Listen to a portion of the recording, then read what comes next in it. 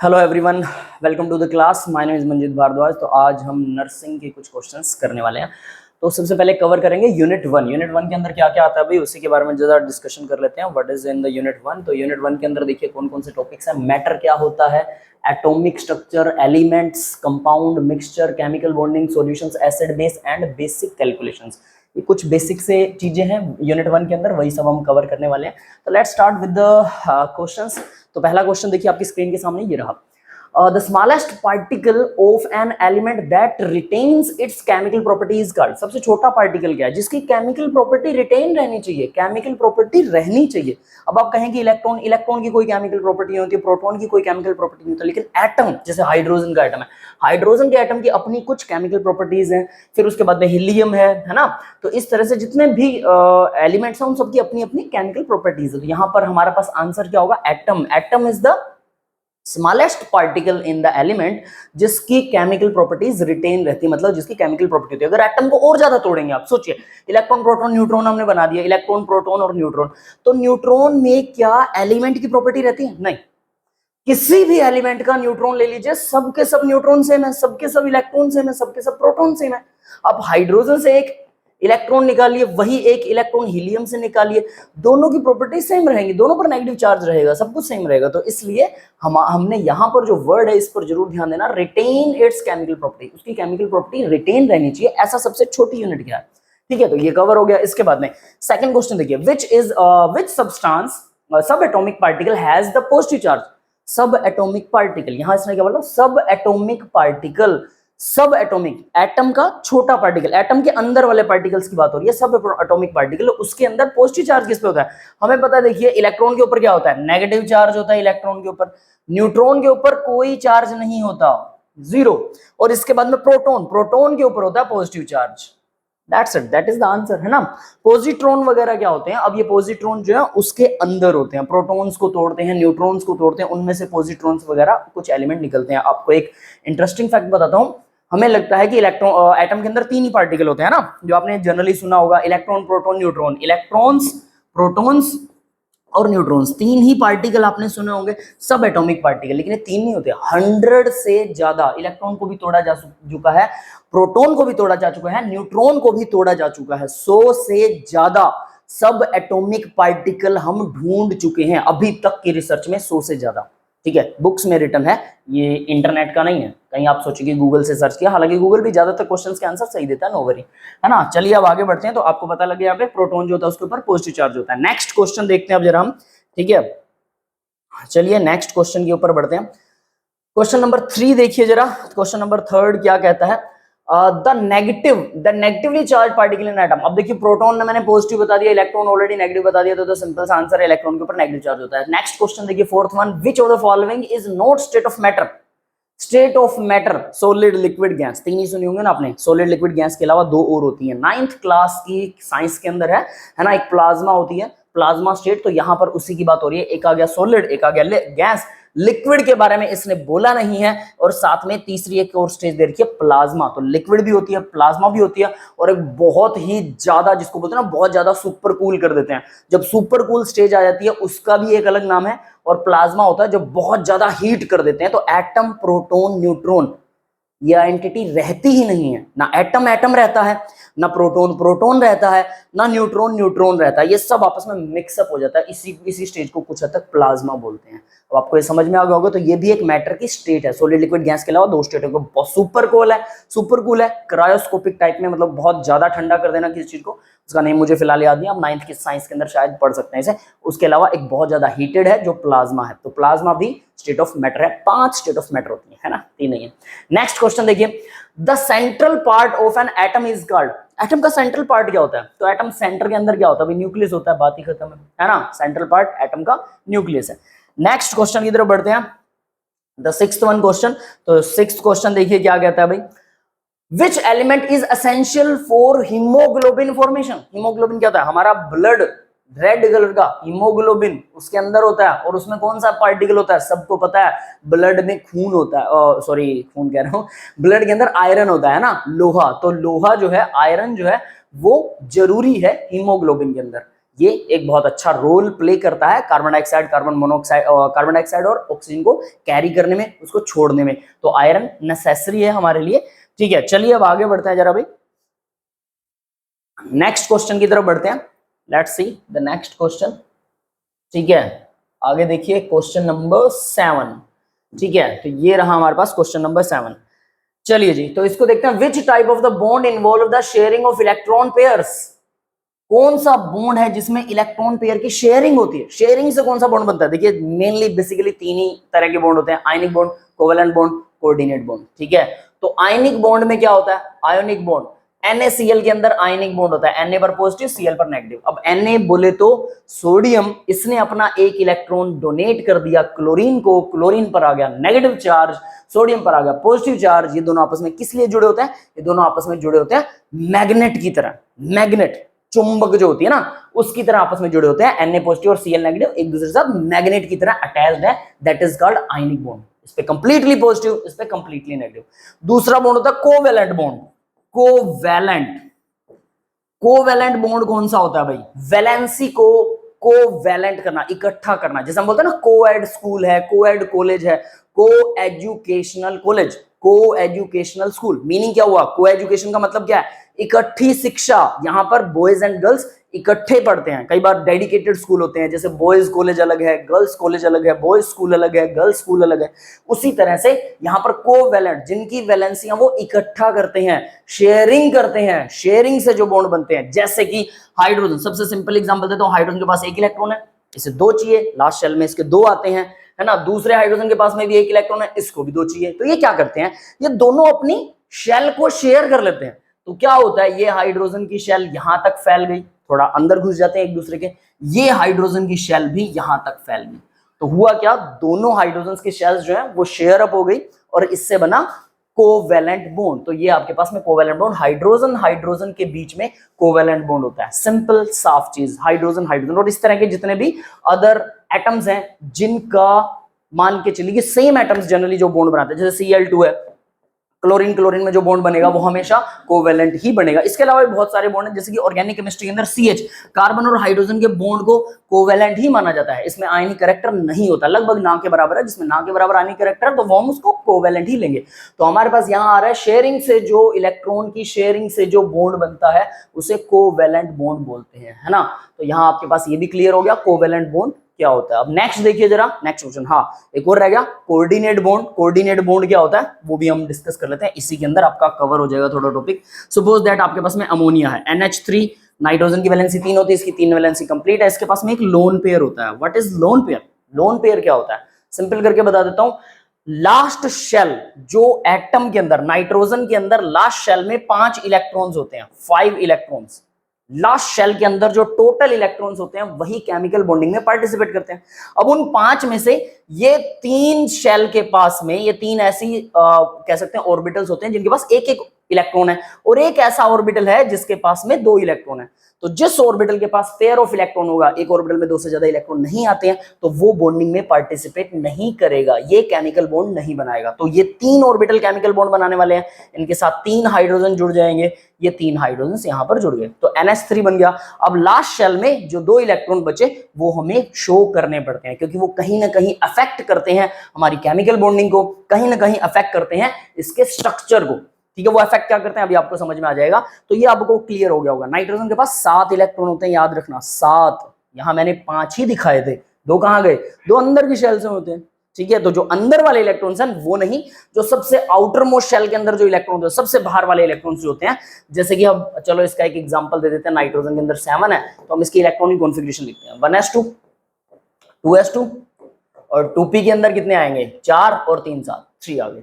तो last shell कौन सी इसकी? लास्ट शेल इसकी सेकंड वाली है, याद रखना सेकंड वाली लास्ट शेल है। तो सेकंड शेल के अंदर सब शेल्स हैं S और P, तो S और P में दोनों में जितने भी टोटल इलेक्ट्रॉन है सब के सब केमिकल बॉन्डिंग में और उसके स्ट्रक्चर में पार्टिसिपेट करने वाले हैं। तो यहाँ पर 5 इलेक्ट्रॉन स्ट्रक्चर और केमिकल बॉन्डिंग के अंदर पार्टिसिपेट करने वाले हैं, जिसमें से 2 इलेक्ट्रॉन ऐसे हैं जो कि स्ट्रक्चर के अंदर पार्टिसिपेट करेंगे लेकिन केमिकल बॉन्डिंग के अंदर पार्टिसिपेट नहीं करेंगे। ये वाले 2 इलेक्ट्रॉन्स जो हैं ये केमिकल बॉन्डिंग में पार्टिसिपेट फिलहाल नहीं कर रहे हैं। अब क्या होता है? तो ये एक एग्जाम्पल था, अब आगे बढ़ते हैं जरा इससे। ठीक है, कि कैसे लोन पेयर क्या चीज होती है, तो हम इसको बोलते हैं लोन पेयर। एलोन पेयर होना चाहिए था वैसे तो, देखिए ALONE, एलोन पेयर। अब देखिए एलोन का मतलब क्या है, यहां पर एलोन का मतलब अकेला, लेकिन इलेक्ट्रॉन तो दो में है ना और पेयर में है ना, तो उसे अकेला कैसे कह दें, तो इसलिए साइंटिस्टों ने कुछ अलग ही नस्ल निकाल दिया ना, उसको बोल दिया lone pair, not alone, lone pair. Lone pair इकट्ठे हैं, पेयर में है, जो केमिकल बॉन्डिंग में पार्टिसिपेट नहीं करते हैं हाल फिलहाल, हमेशा नहीं ऐसा होता लेकिन कभी कभी वो करते भी हैं पार्टिसिपेट। तो अब देखिए अमोनिया है हमारे पास, अब मान के चलिए इसके पास में यहां एक हाइड्रोजन आता है जिसके पास खुद का इलेक्ट्रॉन नहीं है, अमोनिया के पास एक हाइड्रोजन आ गया जिसके पास खुद का इलेक्ट्रॉन नहीं है। अब जब अमोनिया के पास हाइड्रोजन आता है जिसके पास खुद का इलेक्ट्रॉन नहीं है, तो क्या करता है अमोनिया, क्या करता है ध्यान देना, इसके पास दो इलेक्ट्रॉन थे ना, ये एक इलेक्ट्रॉन इसे दे देता है, एक इलेक्ट्रॉन इसके पास आ गया हाइड्रोजन के पास, जिससे क्या होगा, हाइड्रोजन का पॉजिटिव चार्ज चला जाएगा और नाइट्रोजन के ऊपर पॉजिटिव चार्ज आएगा, क्योंकि नाइट्रोजन ने अपना एक इलेक्ट्रॉन डोनेट कर दिया। अब वो जो डोनेटेड इलेक्ट्रॉन उसी को ये शेयर कर लेता है, यानी कोवेलेंट बॉन्ड बना लेता है, पहले अपना इलेक्ट्रॉन दे रहा है फिर उसी इलेक्ट्रॉन को शेयर कर रहा है, कोवेलेंट बॉन्ड बना रहा है उसके साथ में। तो ऐसे बॉन्ड को बोलते हैं कोऑर्डिनेट बॉन्ड। को जरा क्लियर लिख देते हैं, coordinate, ordinate bond, coordinate bond, या इसको हम नेटिव बॉन्ड भी बोलते हैं, और सॉरी डेटिव बॉन्ड भी बोलते हैं, DATIVE, dative bond, coordinate bond या डेटिव बॉन्ड इसे बोलते हैं। जब दोनों इलेक्ट्रॉन, अब इसे सिंपल कर देते हैं एक बार फिर से, NH3 नाइट्रोजन के पास में दो इलेक्ट्रॉन्स थे, हाइड्रोजन H पॉजिटिव था, तो क्या होता है जब नाइट्रोजन या कोई भी एलिमेंट अपने दोनों इलेक्ट्रॉन शेयर करता है, यहां दोनों ही हो रहे हैं ना, एक तो इसका, ये वाला भी इसी का था, दोनों इलेक्ट्रॉन जब वो शेयर करता है किसके साथ, किसी अदर एटम के साथ, और उसका शेयरिंग करके केमिकल बॉन्ड बना लेता है, जिसकी वजह से इस एटम का पॉजिटिव चार्ज चला गया, इसे एक इलेक्ट्रॉन एक्स्ट्रा मिल गया और इधर से नाइट्रोजन के ऊपर पॉजिटिव चार्ज आ गया। तो हम इसको क्या बोलते हैं पता है, ये देखिए NH4 पॉजिटिव, हमारे पास टोटल मॉलिक्यूल आएगा NH4 पॉजिटिव। तो इस तरह से मॉलिक्यूल बनते हैं। तो आई थिंक सो अब आपको क्लियर हो गए होंगे तीनों bond, ionic bond, covalent bond, coordinate bond, है ना। मोर जनरली तीन ही बॉन्ड होते हैं, इससे ज्यादा नहीं होते हैं। जो बाकी के बॉन्ड बनते हैं और वो इधर उधर के कुछ नेम्स होते हैं, वो सब थोड़ा एक्सेप्शन में आते हैं, हायर क्लासेस के अंदर आते हैं, तो हम उनके बारे में बात नहीं करेंगे, है ना। जैसे आपने जनरली सुना ना, दो इलेक्ट्रॉन मिलकर एक बॉन्ड बनाते हैं, 3 इलेक्ट्रॉन से भी एक बॉन्ड बनता है भाई, और सिंगल इलेक्ट्रॉन भी एक बॉन्ड बनाता है, एक से ज्यादा बॉन्ड भी बना लेता है, ठीक है। तो वो चीजें भी होती हैं, वो खैर हम फिलहाल डिस्कशन नहीं करने वाले हैं। तो हमारा आंसर जो है वो क्लियर हो गया, कोवेलेंट बॉन्ड होता है जो शेयरिंग से बनता है, ठीक है। कोऑर्डिनेट बॉन्ड क्या होता है, वो भी शेयरिंग से बनता है, लेकिन दोनों इलेक्ट्रॉन एक ही एटम के होते हैं, दूसरे वाला पॉजिटिव चार्ज होता है, उसकी वजह से वो अट्रैक्ट कर लेता है, जैसे कि अमोनिया का एग्जांपल दिया था। नेक्स्ट देखिए, नेक्स्ट क्वेश्चन क्या कहता है, the atomic number of an element represent the number of, atomic number क्या होता है, हाइड्रोजन का एटॉमिक नंबर 1, हीलियम का एटॉमिक नंबर 2। इसका मतलब क्या है, वो प्रोटॉन का नंबर बताता है, क्योंकि किसी भी एलिमेंट की केमिकल प्रॉपर्टीज उसके प्रोटॉन नंबर के ऊपर डिपेंड करती हैं, प्रोटॉन का नंबर ही वो बताता है, ठीक है। तो यहाँ पर हाइड्रोजन का 1 मतलब 1 प्रोटॉन, हीलियम का 2 मतलब 2 प्रोटॉन, और अगर वो एटम न्यूट्रल है तो इसका मीनिंग उसके पास इलेक्ट्रॉन भी 1 होगा, इसके पास इलेक्ट्रॉन भी 2 होंगे। हीलियम के पास 2 इलेक्ट्रॉन, हाइड्रोजन के पास 1 इलेक्ट्रॉन। जैसे सोडियम है, सोडियम का एटॉमिक नंबर कितना होता है, 11 होता है, तो सोडियम के पास में कितने इलेक्ट्रॉन होंगे, 11 ही इलेक्ट्रॉन होने वाले, अगर वो न्यूट्रल है तो। अगर Na पॉजिटिव है तो Na पॉजिटिव, तो देखिए प्रोटॉन तो उसके पास 11 ही होंगे, लेकिन अब इलेक्ट्रॉन कितने हो जाएंगे, 10 इलेक्ट्रॉन है, एक इलेक्ट्रॉन कम हो गया, तो 11 प्रोटॉन 10 इलेक्ट्रॉन बचा, क्या एक पॉजिटिव चार्ज बच गया, इसीलिए सोडियम पर पॉजिटिव चार्ज। क्लियर है। तो टोटल क्या होता है, इसके पास नंबर, ये प्रोटॉन ही होते हैं जो उसका एलिमेंट का एटॉमिक नंबर है। याद कर लेना भाई, जो भी चीज मैं आपको बता रहा हूं वो आपको लर्न करनी है, अगर नहीं आती है तो यहीं पर समझ के यहीं पर याद कीजिए, लिख लिख कर देखिए, क्वेश्चंस को लिखिए, आंसर्स को लिखिए, जो मैं आपको समझा रहा हूं वो साथ के साथ अपनी नोटबुक और पेन से लिखते जाइए, है ना।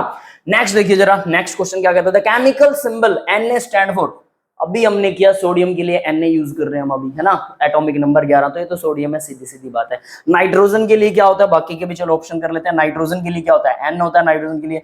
निकिल के लिए क्या होता है, Ni होता है, ठीक है। और नेपच्यून के लिए क्या होता है, Np, नेपच्यूनियम, ठीक है। तो ये इस तरह के, ये सारे के सारे इनके सिंबल है, सारों के N से, देखिए सोडियम का भी N से है, नाइट्रोजन का भी N से है, निकिल का भी N से और नेपच्यूनियम का भी N से है। तो ये सारे के सारे सिंबल्स हैं, नथिंग स्पेशल, पीरियोडिक टेबल में आपको सारे के सारे मिल जाएंगे, ठीक है। चलिए अगला क्वेश्चन करते हैं, question number 10, which gas is essential to cellular respiration, cell के रेस्पिरेशन के लिए कौन सी गैस एसेंशियल है, सांस लेने के लिए कौन सी गैस एसेंशियल है, सीधी सी बात है कार्बन, सॉरी ऑक्सीजन जो है वो सांस लेने के लिए रिस्पॉन्सिबल है। ऑक्सीजन, कार्बन डाइऑक्साइड क्या होती है, वो बाहर निकलती है भाई, वो तो बाहर निकलती है, वो रेस्पिरेशन के अंदर ऑक्सीजन हम लेते हैं। उसके बाद नाइट्रोजन और हाइड्रोजन के बारे में आपको पता ही है। नेक्स्ट चलिए अगला क्वेश्चन का देखते हैं।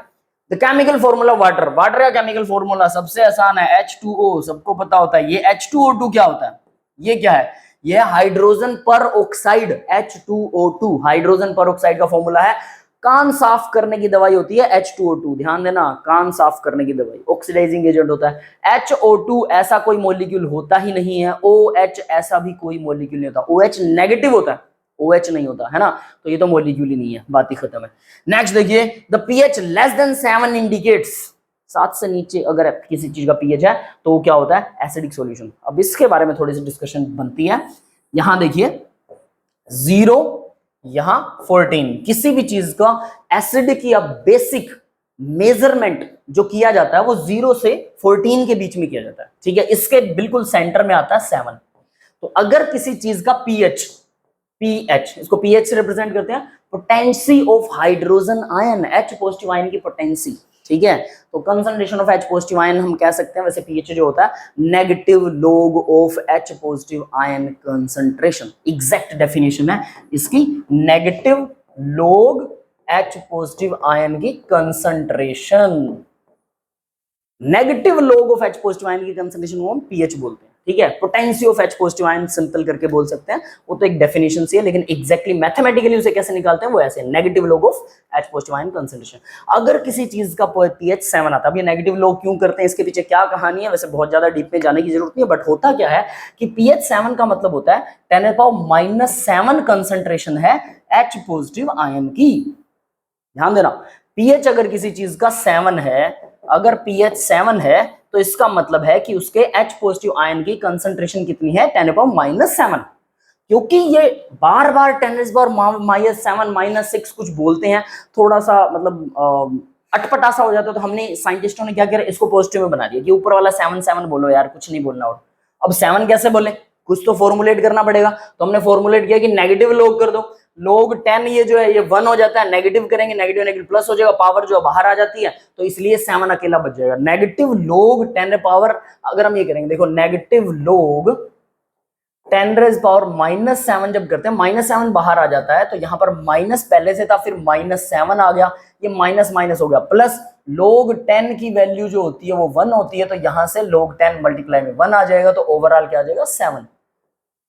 ये समझ में आया होगा, ठीक है। नहीं समझना चाहते कोई बात नहीं, लिव इट, समझ में आ रहा है, कर रखा है, कर लीजिए, नहीं समझना चाहते कोई फर्क नहीं पड़ता। मेन चीज क्या है याद रखने वाली, बस वो ये है कि pH जो है negative log of H positive ion की कंसंट्रेशन होता है, बस इतना काफी है, ठीक है। अब आगे बढ़ते हैं कि अगर किसी चीज का pH 7 हो तो वो होता है न्यूट्रल सॉल्यूशन, न्यूट्रल।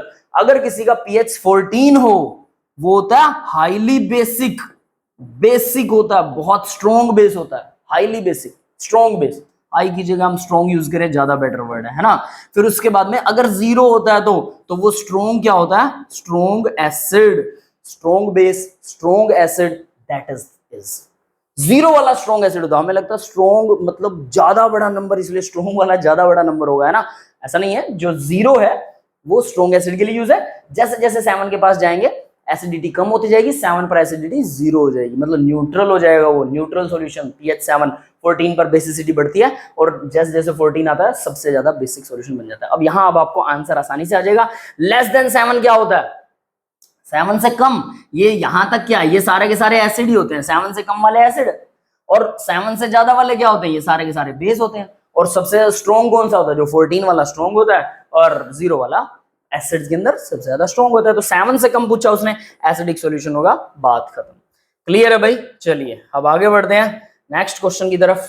12 हो गए, question number 13, which solution has pH 7, कौन से सॉल्यूशन का pH 7 होता है, जरा देखिए। pH 7 प्योर वाटर, हमें पता है वाटर का pH जो है वो 7 होता है, वो न्यूट्रल होता है, ना वाटर एसिड है ना वाटर बेस है। इसके अलावा क्या दे रखा है, लेमन जूस, जूस खट्टा होता है, सिट्रिक चीजें एसिडिक होती हैं, तो लेमन जूस जो है वो जो लेमन मतलब क्या बोलते हैं उसको, नींबू, नींबू जो है वो एसिडिक होता है। मिल्क का pH भी शायद 4 से 5 होता है, आई एम नॉट एग्जैक्टली क्या है, लेकिन मिल्क भी हल्का सा एसिडिक होता है, ध्यान देना, ठीक है। और ब्लड, ब्लड का पीएच आपको बता देता हूं, वो 7.4 एग्जैक्ट वैल्यू है ब्लड के पीएच की नॉर्मली, ठीक है। 7.35 से 7.45 तक पीएच की रेंज होती है ब्लड की, लेकिन आप 7.4 याद कीजिए, दैट्स इट। 7.4 होता है हमारे ब्लड का पीएच, 7 से ज्यादा है मतलब हमारा खून क्या है, बेसिक है, एसिडिक नहीं, खून बेसिक होता है हमारा। क्लियर है भाई? तो यहां तक हमने ये क्वेश्चन नंबर 13 तक कर चुके हैं। अब नेक्स्ट देखते हैं जरा, क्वेश्चन नंबर 14 क्या कहता है, ठीक है। विच ion is responsible for acidity, acidity के लिए कौन सा आयन रिस्पॉन्सिबल होता है? एसिडिटी के लिए H पॉजिटिव आयन एसिडिटी के लिए होता है, OH नेगेटिव आयन बेसिसिटी के लिए होता है, सोडियम और क्लोरीन ये किसी लिए नहीं होते हैं। OH नेगेटिव आपको पता ना क्या होता है, NaOH जो है वो बेस होता है, H पॉजिटिव आयन HCl जो है वो एसिड होता है, ये तो सबको पता है ना। तो इसलिए H पॉजिटिव आयन एसिडिटी के लिए होगा। Answer number B will be the right answer of the question. Next question देखिए, which ion is responsible for alkalinity. Alkalinity क्या होता है भाई? एल्केलाइन का मतलब होता है बेसिक, एल्केलाइन मतलब बेसिक है, सीधी सी बात है, ठीक है। ये वर्ड याद रखिएगा जरूर, बहुत इंपॉर्टेंट वर्ड है, बहुत जगह पर कॉमनली यूज होता है। तो एल्केलाइन बोले तो बेसिक। अब यहां आता है विच आयन इज रिस्पॉन्सिबल फॉर एल्केलिनिटी, तो OH, अभी अभी हमने बात की, OH आयन क्या होता है? एल्केलिनिटी यानी बेसिसिटी के लिए रिस्पॉन्सिबल है। Which is an example of colloid, colloid solution. Next question देखिए जरा, कोलोइड सॉल्यूशन कौन सा होता है? तो 3 तरह के सॉल्यूशन होते हैं, ट्रू सॉल्यूशन, ठीक है, एक होता है कोलोइड सॉल्यूशन, एक होता है सस्पेंशन। ट्रू सॉल्यूशन क्या होता है? पानी, वाटर, H2O प्लस आप कुछ भी चीनी डाल दो, नमक डाल दो, कुछ भी डाल सकते हैं, NaCl डाल देते हैं, है ना, सिंपल सॉल्यूशन। तो ये नमकीन पानी जो है आपके पास में क्या आ गया, थोड़ा बेटरली लिख देते हैं इसे, है ना, वाटर प्लस NaCl, ये क्या आपके पास ट्रू सॉल्यूशन है। कोलोइडल सॉल्यूशन क्या होता है? हमारा मिल्क कोलोइडल होता है, सिंपल बता देता हूं, ठीक है, इसके बारे में अभी डिस्कशन करेंगे कैसे होता है। और सस्पेंशन क्या होता है? वाटर के अंदर अगर आप मिट्टी डाल देते हैं, सोइल, तो ये सस्पेंशन होता है। अब इनके अंदर क्या डिफरेंसेस हैं जरा इसके बारे में बात करते हैं। ट्रू सॉल्यूशन वो होगा जो एक ही कलर का दिखाई दे, उसमें सोलवेंट पूरा घुल जाए, सोल्यूट पूरा घुल जाए सोलवेंट के अंदर। कोलोइडल क्या होता है? कलर एक जैसा दिखाई देता है लेकिन वो एग्जैक्टली सेम नहीं होता। जैसे कि अब आपको क्लियर करता हूं, यहाँ पे मान लीजिए आपके पास में यहाँ मिल्क है, ठीक है, यहां से आपने एक बैटरी लगाई और बैटरी से क्या जा रही है? लाइट जा रही है बहुत सारी, और ये लाइट जो है ये सॉल्यूशन के अंदर से जा रही है। तो लाइट क्योंकि सॉल्यूशन के अंदर से जा रही है, अब ध्यान देना, सॉल्यूशन अंदर से ना ब्राइट हो जाए, चमकने लग जाए, ये रेड कलर के डॉट्स मैंने डाले हैं, मतलब सॉल्यूशन जो है वो अंदर से चमकने लग जाता है, ठीक है, चमकीला, अलग तरह की एक लाइट देगा। कौन सी लाइट देगा? कोई भी लाइट दे सकता है, रेड दे सकता है, ब्लू दे सकता है, किसी भी तरह की, अलग अलग डिपेंड करता है कि वो किस लाइट को एब्जॉर्ब करके या किस लाइट को आपसे स्ट्राइक करके इधर उधर मोड़ रहा है। कारण क्या होता है?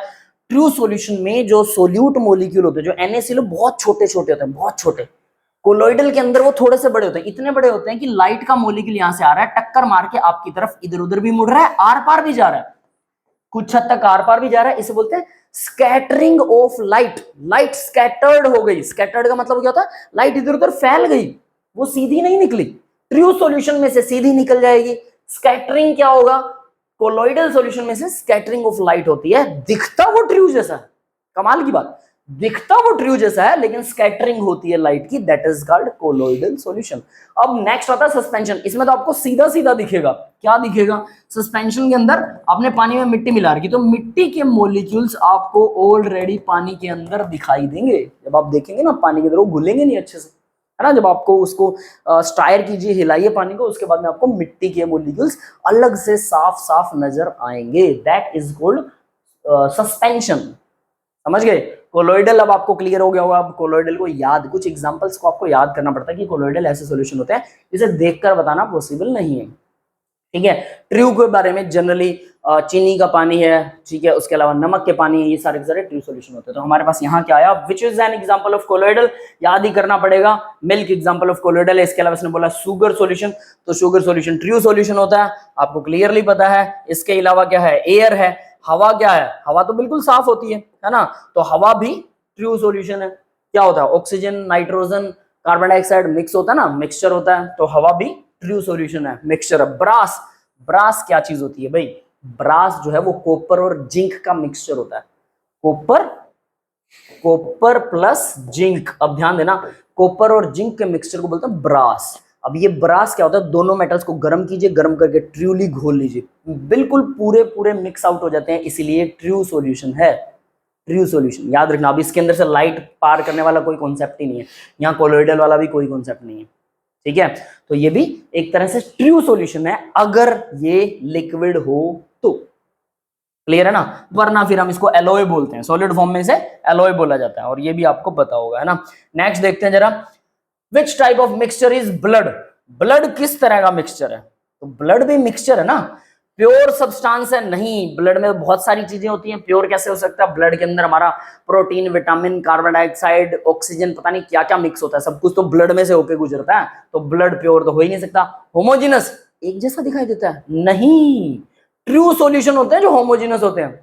हेट्रोजिनस, जिसके कम से कम दो फेस हो, जिसका एक फेस हो जो एक जैसा दिखाई दे, उसे बोलते हैं ट्रू सॉल्यूशन। प्योर ये होमोजेनस, जिसके एक से ज्यादा फेस हो। अब आप कहेंगे कि मिल्क में तो एक ही फेस नजर आता है। मिल्क को अगर आप कांच के गिलास में और लाइट में, काफी स्ट्रॉन्ग लाइट में देखेंगे तो मिल्क के अंदर फैट के मॉलिक्यूल घूमते हुए नजर आते हैं, काफी अच्छी स्ट्रॉन्ग लाइट में। जनरली हमारी नॉर्मल लाइट से भले वो ना दिखे, तो क्योंकि मिल्क में ऐसे चीजें नजर आती है इसलिए वो हेट्रोजिनस है, मिक्स होता है, फैट भी घूमती है उसमें, है ना। तो इसलिए वो हेट्रोजिनस, जिसके दो फेस हो, दो तरह के अलग अलग पार्टिकल्स उसमें घूमते हुए नजर आए, जिसमें सारे पार्टिकल एक जैसे नजर आए, उसको बोलते हैं होमोजिनस, और वही होता है प्योर। तो ये होमोजिनस तो नहीं होता हमारा ब्लड, क्योंकि बहुत तरह के पार्टिकल इसमें घूमते रहते हैं, प्रोटीन, विटामिन, है ना। फिर उसके बाद कंपाउंड, कंपाउंड भी नहीं है हमारा ब्लड, तो हेट्रोजिनस मिक्सचर होता है हमारा ब्लड। नेक्स्ट क्वेश्चन देखिए जरा, normal blood pH is approximately. अब ये मैंने आपको करवा दिया है, अगर आप सही देखें तो नॉर्मल ब्लड का पीएच कितना होता है? तो नॉर्मल ब्लड का पीएच जो वो 7.35 से 7.45 होता है, नॉर्मल ब्लड का पीएच, ठीक है। और ये क्या होता है? ये बेसिक इन नेचर होता है, ये भी मैंने बोला था ना, ये बेसिक इन नेचर है, 7.35 से 7.45। अगर किसी के ब्लड का पीएच 7.35 है, इंटरेस्टिंग फैक्ट बता रहा हूं, ध्यान देना, 7.35 है या इससे थोड़ा बहुत कम हो जाता है, तो उसका ब्लड एसिडिटी की तरफ बढ़ रहा है, उसका खून खारा हो जाता है, जिसे हम जनरली बोलते हैं खून खारा है, कड़वा नहीं है उसका खून, सॉरी खून खारा नहीं, मीठा खून है। तो यानी जिसका ब्लड एसिडिटी की तरफ जा रहा है, जिसका पीएच ब्लड का कम हो रहा है, उसका खून मीठा बोलते हैं। जिसको मच्छर बहुत काटते हैं, जिन लोगों को मच्छर बहुत ज्यादा काटता है उनका खून होता है मीठा, उनका खून का ब्लड का पीएच जो 7.35 है उससे थोड़ा बहुत कम मिलेगा, हल्का फुल्का। और जिनको मच्छर नहीं खाते, अपने ऐसे लोग भी देखे होंगे कितने भी मच्छरों में सो जाते हैं आराम से, अपने आसपास भी देखे होंगे, जिनको मच्छर नहीं खाते उनके ब्लड का पीएच जो होता है 7.45 या उससे हल्का फुल्का कम ज्यादा हो सकता है, हल्का फुल्का। तो यानी उनका ब्लड खारा, कड़वा खून कहते हैं ना, इसका खून बहुत कड़वा है, इसको तो मच्छर भी नहीं काटता। वो कड़वे खून वाले लोग ज्यादा हेल्दी होते हैं, ये आपको क्लियर कर देता हूं। कड़वे खून वाले जो लोग ज्यादा हेल्दी होते हैं, उन्हें हार्ट अटैक के खतरे भी कम हो जाते हैं, उनकी बॉडी की हीलिंग पावर भी बढ़ जाती है, उन्हें कोई जख्म वगैरह वो जल्दी ठीक होता है। तो अपने खून को कड़वा बनाइए। कैसे बनाए? कहते हैं तो जेनेटिक्स हो सकता है, बिल्कुल जेनेटिक्स हो सकता है। कड़वी चीजें खाइए, ठीक है, कड़वी चीजें मतलब नेचुरल चीजें। कभी भी आप ये जो चाउमीन, बर्गर वगैरह जो खाते हैं, वो चीजें खाने से आपका खून एसिडिक बनता है, उसका पीएच जो है वो नीचे गिरता है। लेकिन अगर आप नेचुरल चीजें, सिर्फ नेचुरल चीजें, बहुत ज्यादा पकी हुई नहीं, पकाने वाली प्रोसेसेस को कम कर दीजिए, कच्ची चीजों को ज्यादा खाने की कोशिश कीजिए। नेचुरोपैथी बोलते हैं इसे, नेचुरोपैथी। अगर ऐसा कुछ करते हैं, आपने देखे होंगे आजकल नेचुरोपैथी भी एक एमबीबीएस का एक पार्ट है, मतलब एक पढ़ाई है। नेचुरोपैथी से भी एक पढ़ाई होती है जो डॉक्टर के जैसी होती है, और उसके अंदर वो लोग नेचुरल चीजें खिलाकर आपकी ब्लड शुगर वगैरह को कंट्रोल करते हैं, आपके बीपी को कंट्रोल करते हैं, आपकी बॉडी को हेल्दी और अनटॉक्सिफाई करते हैं, है ना, उनके टॉक्सिन्स को बाहर निकालते हैं। वो ब्लड के पीएच को बढ़ाते ही हैं। अगर किसी के ब्लड का पीएच बढ़ जाता है, ठीक है, यानी वो ज्यादा बेसिक हो जाता है, मतलब वो खारा हो जाता है, कड़वा हो जाता है, तो बहुत सारी बीमारियां उसको नहीं लगती हैं। और ये नेचुरोपैथी है। हम आजकल इस तरफ जा रहे हैं जो कि बहुत गलत है। बच्चों का पीएच भी डाउन होता जा रहा है, जो अच्छी बात नहीं है ना। ठीक है जी, तो अब आपको क्लियर हो गया होगा, और ये डाटा भी याद रखना भाई आपको। नेक्स्ट देखिए, नेक्स्ट क्वेश्चन क्या कहता है, which electrolyte is the main extracellular cation? Extracellular, cell से बाहर, कैटायन, पॉजिटिव आयन। कैटायन का मतलब पॉजिटिव आयन है, एक्स्ट्रा सेलुलर, सेल से बाहर रहता हो, इलेक्ट्रोलाइट हो, इलेक्ट्रोलाइट मतलब नमक जैसी कोई चीज है, ठीक है, और कैटायन हो, पॉजिटिव चार्ज हो और एक्स्ट्रा सेल से बाहर रहता हो, कौन सा होता है? सोडियम। अब ध्यान देना, ये बायोलॉजिकल क्वेश्चन है वैसे तो। पोटेशियम जो होता है वो हमारी सेल्स के अंदर होता है और ये भी इलेक्ट्रोलाइट का काम करता है। और जो नर्व इंपल्स हैं जो हमारे दिमाग से सारे बॉडी को कंट्रोल करते हैं, मैंने अगर ये हाथ ऐसे किया तो इस तक मेरा मैसेज गया ब्रेन को, ब्रेन ने फिर वापस रिवर्ट बैक किया, फिर मेरे हाथ की मसल्स को सिकोड़ा, वो जो इलेक्ट्रिक इंपल्स हैं जो नर्व सेल से जाती हैं वो सब कंट्रोल करने का काम करता है पोटेशियम। बहुत इंपॉर्टेंट एलिमेंट है पोटेशियम, के सिंबल होता है इसका, के पॉजिटिव आयन, ये सेल के अंदर होता है। और सोडियम जो है वो सेल के बाहर होता है, ये भी कुछ कुछ वैसा ही काम करता है लेकिन ये सेल के बाहर होता है, सेल्स कोशिकाओं के बाहर। क्लियर है? कैल्शियम मैग्नीशियम ऐसा कोई काम नहीं करते हैं, ये ऑब्वियस सी बात है। तो ये दोनों एलिमेंट बहुत इंपॉर्टेंट है। नेक्स्ट क्वेश्चन देखते हैं बेटा जरा, तो देखिए नेक्स्ट क्वेश्चन क्या है। Question number 20, which electrolyte is the main intracellular cation? ये अभी मैंने बता दिया, अभी इंट्रासेलुलर पोटेशियम होता है ना, सेल के अंदर वाला, within the cell, intracellular. और एक्स्ट्रा सेलुलर का मतलब वो हम बात कर चुके हैं ना। चलिए अब नेक्स्ट जरा अगला देखते हैं, क्वेश्चन नंबर 20 के बाद क्वेश्चन नंबर 21 देखिए जरा, 21 क्या कहता है? What is 21? a solution that resist changes in pH is called। हाँ, ये बहुत अच्छा क्वेश्चन है भाई। कुछ ऐसे सॉल्यूशन होते हैं अगर उसमें थोड़ा सा एसिड डाल दो या थोड़ा सा बेस डाल दो तब भी वो उनका पीएच बराबर रहता है। जैसे कि हमारा ब्लड है, ब्लड का भी हमने पीएच कितना पढ़ा था? 7.4 अप्रोक्सीमेटली ना, 7.35 से 7.45 तक के बीच में, तो 7.4 कह सकते हैं। तो ये एक बफर सॉल्यूशन होता है, याद रखना। बफर सॉल्यूशन क्या काम करते हैं? बफर सॉल्यूशंस का काम क्या होता है? सोचने वाली बात है। अगर ये ना हो ना तो बहुत बड़ी प्रॉब्लम आ जाएगी आप लोगों को। जैसे आप बहुत ज्यादा मिर्च मसाले वाला कोई सामान खाते हैं तो बॉडी का पीएच पर असर पड़ेगा। एसिडिक चीज खा ली तो भी पीएच कम ज्यादा होगा, बेसिक खाएंगे तो भी कम ज्यादा होगा, तो बैलेंस इम्बैलेंस हो जाएगा। जैसे हमारी बॉडी का टेम्परेचर, अगर हमें ठंड लगती है तो क्या होता है? हमारी बॉडी के जो रोए होते हैं, बाल होते हैं, वो खड़े हो जाते हैं, हवा को ट्रैप करने की कोशिश करते हैं। ऐसे से हम हाइपोथर्मिया में ऐसे कांपने लग जाते हैं, बॉडी अपने टेम्परेचर को मेंटेन करने की कोशिश करती है, 37 ऑलवेज, है ना। ऐसे ही ब्लड अपना पीएच मेंटेन रखता है, ये 7.4 से नीचे नहीं गिरने देगा, 7.4 से ऊपर भी नहीं बढ़ने देगा। अगर आप एसिडिक चीज खा गए तब भी फर्क नहीं पड़ेगा, बेसिक चीज खा गए तब भी नहीं। यानी आप मिर्च मसाले वाला चीज, बहुत सारा मिर्च मसाले वाली चीजें खा सकते हैं, उसका वजह यही है कि आपका ब्लड जो है वो 7.4 को मेंटेन रखता है। और ऐसे सॉल्यूशन जो 7.4 यानी अपने पीएच को मेंटेन रखते हैं उनको बोलते हैं बफर सॉल्यूशन। वो हल्का सा एसिड या हल्का सा बेस डालने से उनके पीएच में फर्क नहीं पड़ता। अब याद रखना मैं क्या कह रहा हूं, हल्का सा एसिड या हल्का सा बेस। अब आप रोज चाउमीन खा रहे हो, रोज बर्गर खा रहे हो, उसकी वजह से आपके ब्लड का पीएच जो है ना वो 7.3 के आसपास, 3.5 के आसपास घूमने लग जाता है। ब्लड जो है एसिडिक हो जाता है रोज खाने से, क्योंकि बेचारा कितना रेजिस्ट करेगा, बॉडी की भी एक लिमिट है ना। तो इस वजह से बोला जाता है कि ऐसी चीजें नहीं खानी चाहिए, ये वही चीज है। तो ब्लड का पीएच को अगर रेजिस्ट करने वाली कोई चीज है उसको बोलते हैं, मतलब किसी भी चीज में अगर कोई ऐसा सॉल्यूशन है जो पीएच को रेजिस्ट करता है, पीएच को चेंज नहीं होने देता, उसे बोलते हैं buffer solution that resist changes in pH, रोकता है। नेक्स्ट क्वेश्चन देखिए जरा, the main buffer system in the blood में। अब बफर सिस्टम ये अब आपको याद रखना है, मैं इसके बारे में बहुत डिटेल नहीं दूंगा आपको, ठीक है, थोड़ा सा कॉम्प्लिकेटेड हो जाएगा वरना आपके लिए। बफर, ब्लड के अंदर क्या होता है जो बफर को, मतलब जो बफर सॉल्यूशन बनाता है, मतलब जो मेंटेन करता है 7.4 को, ऐसा कौन सा केमिकल है? तो उसमें होता है कार्बोनिक एसिड। कार्बोनिक एसिड के बारे में चलो बता देते हैं, H2CO3, ये कार्बोनिक एसिड होता है, कार्बोनिक एसिड। और बाइकार्बोनेट बफर, बाइकार्बोनेट आयन होता है, HCO3 नेगेटिव और H2CO3, ये होते हैं जो आपके, ये दोनों चीजें जो आपके सॉल्यूशन को, ब्लड के सॉल्यूशन को क्या बनाते हैं, इसके पीएच को मेंटेन रखने में हेल्प करते हैं, उसे बफर बनाए रखते हैं, ठीक है। अब आपको लर्न रखना है, याद रखना। नेक्स्ट क्वेश्चन देखिए, which element is essential for thyroid hormone synthesis? Thyroid hormone क्या होता है? थायराइड आपने सुना होगा ना गले में कि आयोडीन वाला नमक खाना चाहिए वरना गले में थायराइड हो जाता है। जिन लोगों को गले में थायराइड होता है उनका गले में प्रॉब्लम आती है, कईयों को मुंह में, आंखें सूज जाती है, बहुत सारी प्रॉब्लम्स होती हैं, कई बहुत ज्यादा मोटे हो जाते हैं थायराइड की वजह से। थायराइड एक बहुत बड़ी प्रॉब्लम है, यहाँ ग्लैंड होती है हमारे गले के अंदर और वो थायराइड हार्मोन सिंथेसिस करती है और उसके लिए चाहिए आयोडीन। तो इसलिए नमक में आयोडीन होना चाहिए, आयोडाइज्ड नमक, टाटा नमक, आयोडाइज्ड नमक सुना होगा आपने, तो वो आयोडाइज्ड नमक का मतलब ये है। पहले हम क्या खाते थे, सीधा समुद्र से लाकर, समुद्र से सीधा इकट्ठा किया हुआ नमक सीधा खाते थे, प्योरीफाई नहीं करते थे। बाद में क्या हुआ, थोड़ा हाइजीन आ गया, लोग कहते कि नहीं ये वाला नमक नहीं खाना चाहिए, प्योरीफाई नमक खाना चाहिए, तो लोग प्योरीफाई नमक के प्योर NaCl खाने लगे।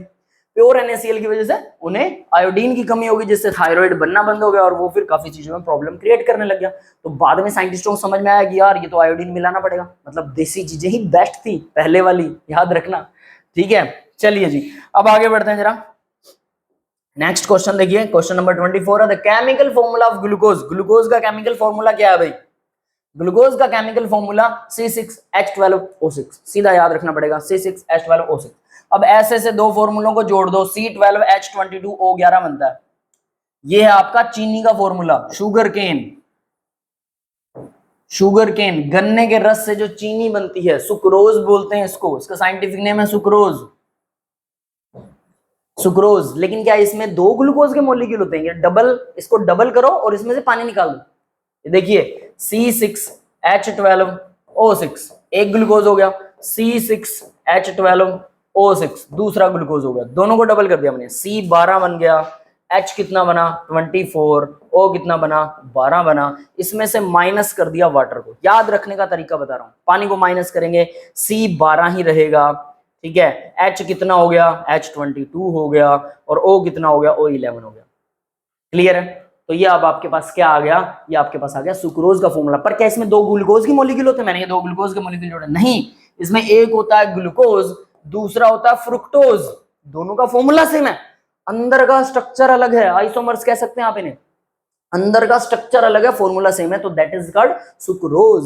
सुक्रोज का मॉलिक्यूल वो सुक्रोज और सॉरी फ्रुक्टोज है ना, फ्रुक्टोज और ग्लूकोज इन दोनों को मिला के इनमें से पानी बाहर निकल जाता है, दोनों के बीच में बॉन्ड बन जाता है और वाटर का मॉलिक्यूल बाहर निकल जाता है, कंडेंसेशन प्रोसेस होती है और इसके थ्रू आपके पास सुक्रोज का मॉलिक्यूल बन जाता है, दैट इज कॉल्ड शुगर। चीनी, घर में जो यूज होती है चीनी, केन शुगर, गन्ने से बनाई जाती है, दैट इज इट। तो अब आपको ये पता लग गया होगा ग्लूकोज का फॉर्मूला, फिर सुक्रोज का फॉर्मूला। ये क्या है? ये फर्स्ट एल्डिहाइड होता है भाई, ये अल्कोहल है, ये वो अल्कोहल है जो पीने वाला अल्कोहल है, एथेनॉल बोलते हैं, C2H5OH एथेनॉल, है ना। चलिए अब जरा नेक्स्ट क्वेश्चन करते हैं, which vitamin require cobalt in structure. याद करने वाला बायोमोलिक्यूल का सीधा सीधा एग्जांपल है कोबाल्ट। हमारी बॉडी में कोबाल्ट भी चाहिए होता है, कहाँ चाहिए होता है? Vitamin B12। जब देखिए जीभ पर फाले हो जाते हैं ना, तो डॉक्टर जो है विटामिन B12 की दवाई देता है, विटामिन B12 के कैप्सूल देता है, तो विटामिन B12 के अंदर कोबाल्ट होता है। यूँ समझिए आपकी बॉडी में कुछ कुछ कोबाल्ट की कमी आ रही है, तो क्या कोबाल्ट खाने लग जाए? नहीं, वो एक्सेस हो जाएगा। विटामिन बहुत ही कम अमाउंट में चाहिए होते हैं, बहुत ही कम, ठीक है। तो वो फ्रूट वगैरह सब्जियों से लगभग आ जाते हैं, लेकिन आजकल हम कुछ अलग चीजें खाने लग गए, इस वजह से प्रोसेस्ड फूड में वो नहीं मिलते हैं। तो विटामिन B12 के अंदर होता है भाई कोबाल्ट। याद रखने वाला क्वेश्चन था सीधा सीधा। ऐसा यूनिट अमाउंट ऑफ सब्सटेंस, मोल होता है ऐसा यूनिट, 1 मोल 2 मोल 3 मोल, मोल में चीजों को मेजर किया जाता है। तो 1 मोल क्या होता है? 1 मोल इक्वल होता है 6.022 10⁻23। एक मोल में इतनी चीजें होती हैं, इतने एटम्स हो सकते हैं। मैंने कहा एक मोल एटम ले लिए मैंने, तो इतने एटम्स हो सकते हैं, जैसे कहते हैं ना एक दर्जन में 12 चीजें होती है, तो एक मोल में इतनी चीजें होती हैं, सिंपल। और हम अमाउंट ऑफ सब्सटेंस का अमाउंट, एटम्स का नंबर, मॉलिक्यूल्स का नंबर नापने के लिए मोल्स में उसको यूज करते हैं। नेक्स्ट क्वेश्चन देखिए, the 1 mole of any substance is contain, ये मैंने आपको ऑलरेडी बता दिया, 6.02 to 10⁻23 पार्टिकल्स। वो एटम भी हो सकते हैं, मॉलिक्यूल भी हो सकते हैं, एनीथिंग एल्स, कुछ भी हो सकता है। चलिए अब अगला क्वेश्चन करते हैं भाई। नेक्स्ट यहां तक हो गया, चलिए नेक्स्ट निकालते हैं, ठीक है। क्वेश्चन नंबर 28 देखिए जरा, क्वेश्चन नंबर 28 क्या कहता है। Question number 28, the main component of cell membrane is, cell membrane, हमारी कोशिका के ऊपर जो मेम्ब्रेन होती है उसके अंदर लिपिड्स होते हैं। ये आपने अगर बायोलॉजी के अंदर स्ट्रक्चर किया होगा, ठीक है, किसी सेल का, तो उसमें बाहर जो सेल मेम्ब्रेन होती है उसके अंदर लिपिड्स होते हैं जो मेन कंपोनेंट होते हैं। लिपिड्स मतलब मैक्रोमोलिक्यूल्स होते हैं, सीधी सी बात है, ठीक है। उसके अलावा नेक्स्ट क्वेश्चन देखिए, विच bond is weaker. Ionic bond मैंने आपको बताया था NaCl, आयनिक बॉन्ड ये positive and negative. Covalent bond हमने बताया हाइड्रोजन हाइड्रोजन में कोवेलेंट बॉन्ड होता है। मेटालिक बॉन्ड, मेटल्स के अंदर जो बॉन्ड होता है ना उसको मेटालिक बॉन्ड बोलते हैं, ठीक है, ये मैं बताना भूल गया था अभी इसमें, है ना। मैंने बोला एक कोऑर्डिनेट बॉन्ड होता है, फिर एक मेटालिक बॉन्ड भी होता है। तो मेटल्स में जैसे आयरन है, आयरन के बीच में एक आयरन की शीट लीजिए, उनके बीच में जो आयरन के बीच में जो बॉन्ड होते हैं, बहुत सारे आयरन है यहाँ पर, बहुत सारे आयरन है, यूं समझिए, और इन सब के बीच में जो बॉन्ड्स हैं आयरन के, वो उसको बोलते हैं मेटालिक बॉन्ड, ठीक है। ये 3-4 तरह के बॉन्ड होते हैं। अब इन्होंने बोला हाइड्रोजन बॉन्ड, ये कोई बॉन्ड ही नहीं है एक्चुअल में, मैं इस क्वेश्चन को थोड़ा गलत मानूंगा भाई, है ना। हाइड्रोजन कोई बॉन्ड नहीं होता। हाइड्रोजन बॉन्ड होता क्या, फिर भी बता देता हूँ। इसे बॉन्ड की तरह ट्रीट करते हैं, ये लगभग बॉन्ड के जैसा होता है, इसलिए इसे बॉन्ड की तरह ट्रीट करते हैं। तो हाइड्रोजन बॉन्ड होते क्या चीज है, अब उसके बारे में डिस्कस करते हैं। देखिए, नाइट्रोजन, ऑक्सीजन, फ्लोरीन, 3 एलिमेंट, ये तीनों एलिमेंट हाईएस्ट, सबसे ज्यादा क्या है, इलेक्ट्रोनेगेटिव एलिमेंट है। इलेक्ट्रोनेगेटिव एलिमेंट क्या होता है, जो इलेक्ट्रॉन्स को अपनी तरफ खींचता है। अगर ये बॉन्ड बनाते हैं किसी भी एलिमेंट के साथ, तो सबसे ये उस बॉन्ड के दोनों इलेक्ट्रॉन को अपनी तरफ खींचेंगे, that is called electronegative element. तो अगर कोई एलिमेंट ऐसे, इन तीनों में से कोई भी एलिमेंट अगर बॉन्ड बनाता है, ठीक है, और उस इन तीनों के साथ हाइड्रोजन पक्का हो, इन तीनों के साथ प्लस में हाइड्रोजन जरूर हो, तो होना ही चाहिए।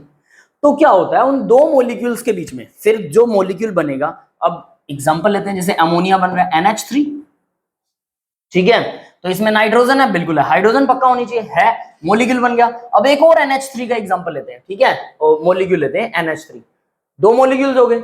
अब ये ध्यान रखना, क्योंकि नाइट्रोजन क्या करता है, हाइड्रोजन से तीनों इलेक्ट्रॉन अपनी तरफ खींच के रखता है, तो नाइट्रोजन के ऊपर स्लाइटली नेगेटिव, स्लाइटली का साइन होता है ऐसे करके, ऐसे, ये स्लाइटली का साइन है, डेल्टा भी बोलते हैं कुछ लोग, लेकिन यहाँ स्लाइटली की तरह यूज होगा।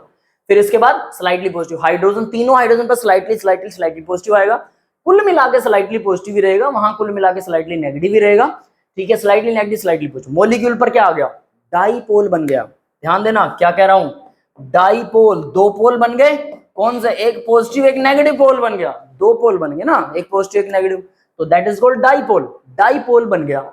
दूसरे मॉलिक्यूल पर भी सेम थिंग होने वाली है, स्लाइटली नेगेटिव स्लाइटली पॉजिटिव, दोनों के बीच में डाईपोल बन गया, तो नेगेटिव पॉजिटिव क्या करेंगे, एक दूसरे को अट्रैक्ट करेंगे। इस मोलिक्यूलर अट्रैक्शन को बोलते हैं हाइड्रोजन बॉन्ड। याद रखना भाई, हाइड्रोजन बॉन्ड की डेफिनेशन करा रही है, क्या है कि जब नाइट्रोजन, ऑक्सीजन या फ्लोरीन हाइड्रोजन साथ बॉन्ड बनाते हैं, तो एक मॉलिक्यूल बनाएंगे, और इनके बीच में क्या होगा, इन मॉलिक्यूल के बीच में तो कोवेलेंट बॉन्ड होगा। अमोनिया NH3 हाइड्रोजन साथ नाइट्रोजन जो है वो क्या बनाएगी, कोवेलेंट बॉन्ड। अब ये एक मॉलिक्यूल और दूसरा मॉलिक्यूल, इन दोनों मॉलिक्यूल के बीच में जो फोर्स ऑफ अट्रैक्शन होगा वो होगा हाइड्रोजन बॉन्ड, क्योंकि इसमें नेगेटिव पॉजिटिव चार्ज बनेंगे। समझ गया हाइड्रोजन बॉन्ड क्या होता है, तो वाटर में भी होगा बिल्कुल, H2O, ऑक्सीजन, ये वाला दूसरा एलिमेंट, स्लाइटली नेगेटिव ऑक्सीजन पे, स्लाइटली पॉजिटिव हाइड्रोजन पे, याद रखना, स्लाइटली नेगेटिव ऑक्सीजन, ऑक्सीजन ज्यादा इलेक्ट्रोनेगेटिव है, ये खींचेगा। दूसरा वाटर का molecule H2O, slightly negative slightly positive, दोनों के बीच में फोर्स ऑफ अट्रैक्शन, ये बन गया हाइड्रोजन बॉन्ड। अब फ्लोरीन अगर हाइड्रोजन साथ बॉन्ड बनाए, HF, slightly negative slightly positive, fluorine पर नेगेटिव जाएगा, HF, slightly negative slightly positive, दोनों के बीच में जो फोर्स ऑफ अट्रैक्शन होगा क्या होगा, वही हाइड्रोजन बॉन्ड होगा। तो मैंने ये 3 एग्जांपल दिए आपको हाइड्रोजन बॉन्ड के, इसके अलावा कुछ और कॉम्प्लिकेटेड एग्जांपल्स भी होते हैं, ठीक है, इंट्रामोलिकुलर, इंटरमोलिकुलर, अलग अलग तरह के हाइड्रोजन बॉन्ड्स हो सकते हैं, बट मेनली आपको सिर्फ यही याद रखना है, इसमें 90% कवर हो जाएगा, 90%।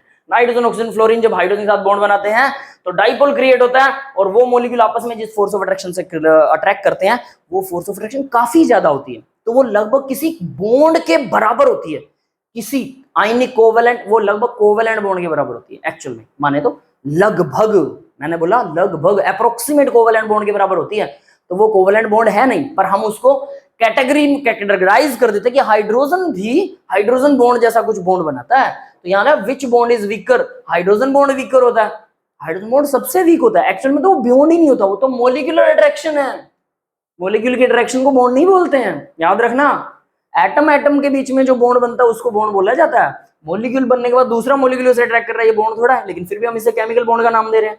ये क्लियर हो गया होगा सभी को ना, समझ गए, यानी ये बॉन्ड का नाम दिया गया है, ये वीक होता है, कोवेलेंट बॉन्ड इन सभी बॉन्ड से वीक होता है, बट एटलीस्ट ये काफी स्ट्रॉन्ग है। दूसरों को देखें तो, दूसरे फोर्स ऑफ अट्रैक्शंस को देखें तो केमिकल बॉन्ड के बाद में सबसे ज्यादा स्ट्रॉन्ग है मॉलिक्यूलर ये अट्रैक्शन हाइड्रोजन बॉन्ड ही होता है। दैट इज वाई इसे बॉन्ड की संज्ञा दे दी गई है, इसे नाउन की तरह यूज किया गया कि बॉन्ड के जैसा है ये। क्लियर है भाई, चलिए अब आगे बढ़ते हैं जरा, नेक्स्ट 30 क्वेश्चन नंबर देखिए क्या कहता है, the particle which particle determine the chemical behaviour of atom. Chemical behaviour को कौन डिटरमाइन करता है, इलेक्ट्रॉन पर डिपेंड करता है केमिकल बिहेवियर, ये तो सबको पता है ना। केमिकल बिहेवियर, केमिकल रिएक्शंस में इलेक्ट्रॉन पार्टिसिपेट करते हैं, मैंने बोला ionic bond, covalent bond, coordinate bond और अभी भी हाइड्रोजन बॉन्ड भी पढ़ा, मेटालिक बॉन्ड भी पढ़ा। ये क्या है? इन सब में इलेक्ट्रॉन्स ही तो पार्टिसिपेट कर रहे हैं, इलेक्ट्रॉन्स एक दूसरे को अट्रैक्ट कर रहे हैं, शेयरिंग कर रहे हैं, डोनेट हो रहे हैं, एक्सेप्ट हो रहे हैं, इसी की वजह से केमिकल बॉन्ड बनते हैं। तो इलेक्ट्रॉन पार्टिसिपेट करते हैं, इसीलिए particle determine the chemical behaviour, chemical behaviour को इलेक्ट्रॉन ही डिटरमाइन करते हैं, इलेक्ट्रॉन्स की वजह से केमिकल बिहेवियर निकल के बाहर आता है। नेक्स्ट क्वेश्चन देखिए, which is the diatomic molecule? बहुत सिंपल है, डाई मतलब दो, दो एटम है ना, तो दो एटम तो ऑक्सीजन, ऑक्सीजन में दो एटम्स है, ठीक है, इनमें डबल बॉन्ड भी होता है। फिर कार्बन डाइऑक्साइड में एक कार्बन और दो ऑक्सीजन है, तो ये तो तीन हो गए, इसमें भी तीन हो गए, इसमें चार हो गए, तो क्या आंसर है? Oxygen is the right answer. Next देखिए, an isotope has the same number of, isotope के अंदर सेम नंबर ऑफ प्रोटॉन्स होते हैं। आइसो बार में same number of mass number same होता है, आइसोटोप्स में सेम नंबर ऑफ प्रोटॉन्स होते हैं, बस इतना याद रखना, ठीक है। नेक्स्ट देखते हैं, which is the universal solvent? Universal solvent क्या होता है भाई? यूनिवर्सल जो हर चीज को घोल लेता है, पानी। पानी ऐसा सोलवेंट है जिसमें सारी चीजें घुल जाती है, ज्यादातर केमिकल रिएक्शन पानी के साथ होते हैं। क्या इसके अलावा भी है? हायर क्लासेस में आप लोग पढ़ेंगे कि वाटर से अच्छा एक सोलवेंट है अमोनिया, NH3, जो पानी से भी अच्छा सॉल्वेंट है, पानी से ज्यादा केमिकल रिएक्शंस में इसको यूज किया जाता है, लेकिन इसके कुछ साइड इफेक्ट्स भी हैं, ये थोड़ा पॉइजनस होता है नेचर में, है ना, इसको हैंडल करना भी आसान नहीं है, तो इसलिए इसके अपनी कुछ साइड इफेक्ट्स हैं, बट पानी तो हर जगह यूज होता है, तो इसलिए वाटर को यूनिवर्सल सॉल्वेंट कहते हैं, हर चीज को घोल लेता है, ठीक है। आगे बढ़ते हैं, osmosis is the movement of water from low solute to high solute concentration. अब ये थोड़ा सा ना टिपिकल वाला सा क्वेश्चन है, थोड़ा इसको डिटेल में करेंगे कि ये क्या चीज होती है ऑस्मोसिस। ऑस्मोसिस में देखिए क्या होता है, मेरे पास एक बीकर है, इसके बीच में यहां मैंने क्या करा, सेमी परमिएबल मेम्ब्रेन, एक छलनी लगा दी, छलनी जिसके पोर का साइज फिक्स था, ठीक है, हमारी आंखों से शायद वो ना दिखे लेकिन उसके पोर का साइज फिक्स था, वो छलनी लगा दी मैंने, यहाँ पर इसमें कुछ पोर्स हैं छलनी में, ठीक है, ये होल्स है छलनी, यहां पर मैंने डाला वाटर, प्योर वाटर, ये है pure water, only water H2O, और यहां मैंने डाल दिया थोड़ा कंसंट्रेटेड वाटर, मतलब इसमें पानी में नमक मिला दिया, बहुत सारा नमक, बहुत सारा नमक मिला दिया, तो यहां क्या है, वाटर प्लस NaCl है, पानी में नमक मिला दिया, तो होगा क्या, जनरली क्या होना चाहिए, यहां कंसंट्रेशन क्या है, यहां हाई कंसंट्रेशन है, और यहां पर तो कंसंट्रेशन जीरो है, या कह लीजिए लो कंसंट्रेशन, लो वाला भी ले सकते हैं, कोई बात नहीं है, लो कंसंट्रेशन यानी इस पानी में चुटकी भर नमक मिला सकते हैं, लो कंसंट्रेशन ले लो, जीरो कंसंट्रेशन ले लो, तब भी कोई बात नहीं, तो लो कंसंट्रेशन इस तरफ, हाई कंसंट्रेशन उस तरफ, होना क्या चाहिए, जनरली चीजें क्या होती हैं, हाइट से नीचे की तरफ जाती हैं, हाई से लो की तरफ, यहां उल्टा होगा, लो से हाई, ये जो सोलवेंट है ना, पानी, नमक नहीं जाएगा, याद रखना, ये जो पानी का मॉलिक्यूल है, ये पानी का मॉलिक्यूल आपको लो से हाई कंसंट्रेशन की तरफ चलना शुरू हो जाएगा, लो कंसंट्रेशन से हाई कंसंट्रेशन की तरफ पानी के मॉलिक्यूल जाना शुरू हो जाएंगे इस मेम्ब्रेन में से, इसमें से नमक पार नहीं हो सकता लेकिन पानी पार हो सकता है, तो पानी इधर से इधर जाए या इधर से इधर, जनरली तो हाई से लो में आना चाहिए, लेकिन यहाँ लो से हाई में जा रहा, उल्टा काम हो रहा है, गंगा उल्टी बह रही है, इसी को ओस्मोसिस कहते हैं, बात ही खत्म, एक लाइन में याद रख लो, गंगा उल्टी बह रही, इसको ओस्मोसिस कहते हैं। कैसे एक्सप्लेन कैसे करेंगे कि हाई कंसंट्रेशन जनरली चीजें लो में आती हैं, लो से हाई में जा रहा है, कौन जा रहा है, पानी, सोलवेंट के मॉलिक्यूल, तो सोलवेंट का मॉलिक्यूल लो से हाई में जाता है, यहां देखिए क्या लिखा, low solute to high solute concentration, जहां कंसंट्रेशन सोल्यूट की लो होती है, यहां पर कंसंट्रेशन सोल्यूट की लो थी, यहां नमक कम था, लो से हाई की तरफ, इसने तो बहुत दिमाग वाला क्वेश्चन पूछा है, दिमाग वाला आंसर दिया, लो सोल्यूट कंसंट्रेशन से हाई सोल्यूट, लो कंसंट्रेशन से हाई में जा रहा है, लेकिन क्या जा रहा है, जहां कंसंट्रेशन ऑफ सोल्यूट लो है, नमक जहां कम है, वहां से हाई में जा रहा है, कौन जा रहा है, सोल्यूट नहीं जाएगा, सोलवेंट जाएगा, तो सोलवेंट ही, सोलवेंट बोले तो पानी, सोल्यूट बोले तो नमक, तो नमक जहां कम था वहां से सोलवेंट यानी पानी, हाई जहां नमक था उस तरफ जाएगा, अब आप कहेंगे लो से हाई की तरफ जा रहा है कौन, पानी, तो लो कंसंट्रेशन से हाई कंसंट्रेशन की तरफ पानी जाएगा, लिखा इसने सोल्यूट है, थोड़ा सा घुमा रखा है क्वेश्चन को, बट आप याद रखिएगा सोल्यूट नमक होता है, तो जहां नमक की कंसंट्रेशन कम है वहां से जहां ज्यादा है वहां जाएगा, कौन जाएगा, वाटर जाएगा, पानी, सोलवेंट जिसमें चीज को घोला गया है, क्लियर है भाई। चलिए जरा अब आगे बढ़ते हैं। 34 क्वेश्चन के बाद नेक्स्ट क्वेश्चन देखते हैं, क्वेश्चन नंबर 35। ठीक है, देखिए जरा ये क्या कहता है,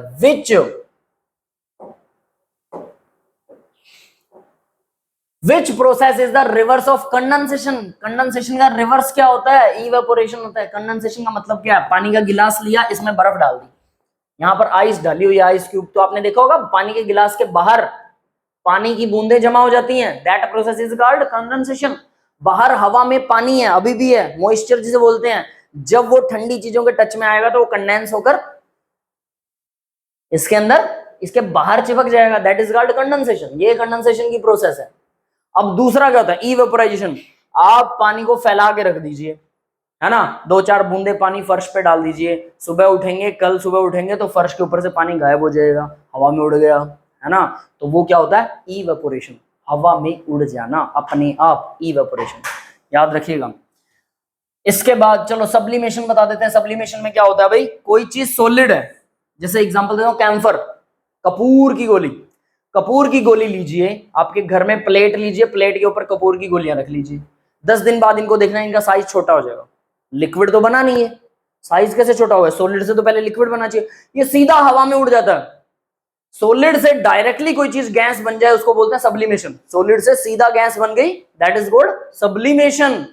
और सॉलिड अगर गैस से सीधा सॉलिड बन जाए तो भी सब्लिमेशन, मतलब बीच की स्टेज नहीं है, यहाँ पे लिक्विड नहीं बनती है, ठीक है। लिक्विड बनाना चाहे बन जाएगा, थोड़ा प्रेशर डाल के, काफी सारा प्रेशर डाल के और नीचे से हीट करके लिक्विड बन जाएगा, वो एक अलग प्रोसेसेस है। लेकिन normally normal temperature, room temperature वगैरह पर क्या होता है, ये सॉलिड से सीधा गैस बन गया या गैस से सीधा सॉलिड बन गया। कपूर की गोलियां ऐसे तो छोटी हो जाती हैं टाइम के हिसाब से। मम्मी पापा से पूछना जिन्हें केमिस्ट्री नहीं आती ना, या जिन्हें केमिस्ट्री आती है उन्हें लगता है हम साइंस पढ़ रहे हैं, हमारे मम्मी पापा को क्या पता है साइंस के बारे में, they knows better than us, उन्हें बस साइंटिफिक नेम नहीं पता, समझ रहे हो बेटा। चलिए आगे बढ़ते हैं, नेक्स्ट क्वेश्चन देखते हैं।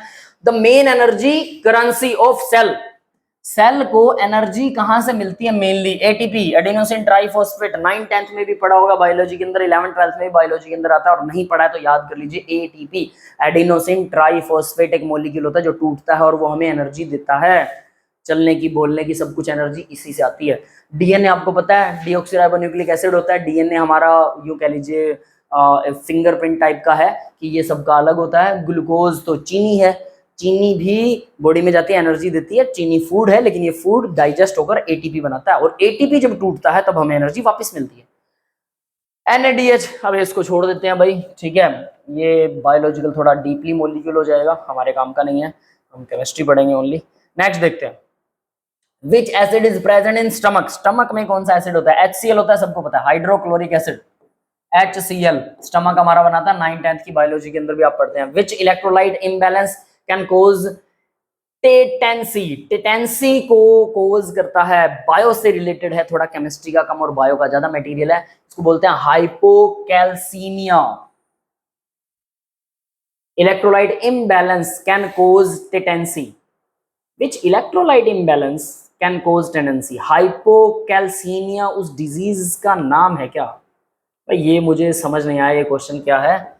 विच इलेक्ट्रोलाइट इम्बैलेंस, इलेक्ट्रोलाइट का इम्बैलेंस कैन कोज टेटेंसी, टेटेंसी कौन सा इलेक्ट्रोलाइट का इम्बैलेंस कर सकता है, उसको हाइपोकैल्सीमिया बोलेंगे। अगर वो किसी चीज में कमी हो जाती है उसको हाइपोकैल्सीमिया बोलते हैं, अगर कोई चीज बढ़ जाती है तो वो हाइपर होगा, लेकिन ये क्वेश्चन मुझे नहीं लगता, it is not the right question, आप सिंपल कह सकते हैं, इसको मैं छोड़ रहा हूँ, काट दीजिए, क्योंकि इसके ऑप्शंस भी गलत हैं और मुझे बायोलॉजी इतनी नहीं आती है कि मैं आपको टेटेनी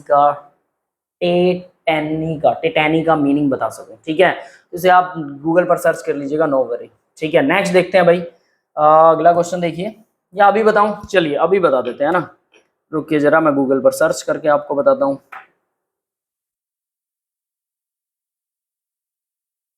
wait a moment,